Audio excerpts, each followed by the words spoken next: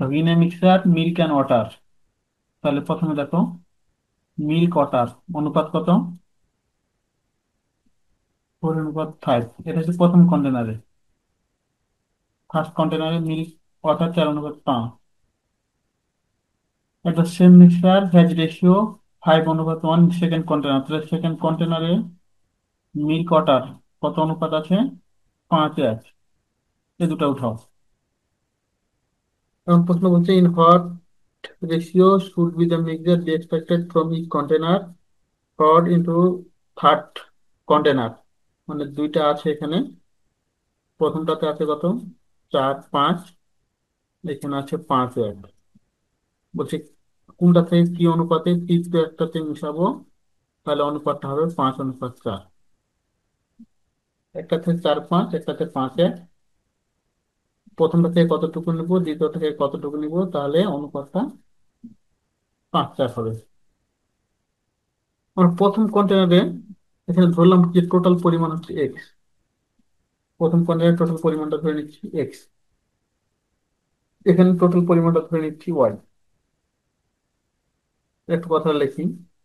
Late amount of mixture in first container, X liter ধরলাম। Amount of mixture in second container, এটা ধরলাম Y litre. প্রথমটা ধরলাম x litre total পরিমাণ আছে, দ্বিতীয়টা টোটাল পরিমাণ আছে ওয়াই লিটার। তাহলে আবার যদি চিন্তা করি ফার্স্ট কন্টেনার, তাহলে মিল্ক কতটুকু আছে প্রথম কন্টেনারে?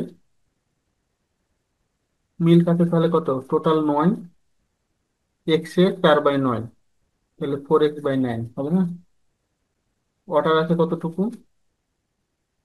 এক্স এর 5/9, তাহলে 5x/9। সেকেন্ড কন্টেনার চিন্তা করি। সেকেন্ড কন্টেনার মিল্ক কতটুকু? তাহলে হবে কত? টোটাল 6, 6-এর মধ্যে ওয়াই এর, তাহলে হচ্ছে 5y/6। ওয়াটার হচ্ছে y/6। এখন একটু লক্ষ্য করবো,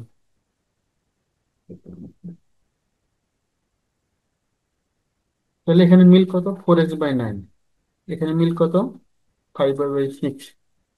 তাহলে অতএব 4x/9 প্লাস 5y/6, এটা অনুপাত ওয়াটার। ওয়াটার কতটুকু আছে?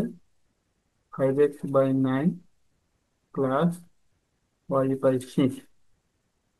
এটা কত অনুপাত হয়ে যাবে? 5:4। মিল্ক যোগ মিল্ক, ওয়াটার যোগ ওয়াটার, এইগুলো 5:4।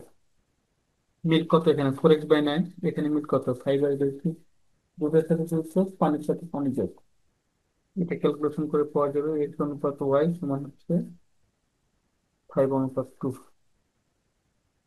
এটা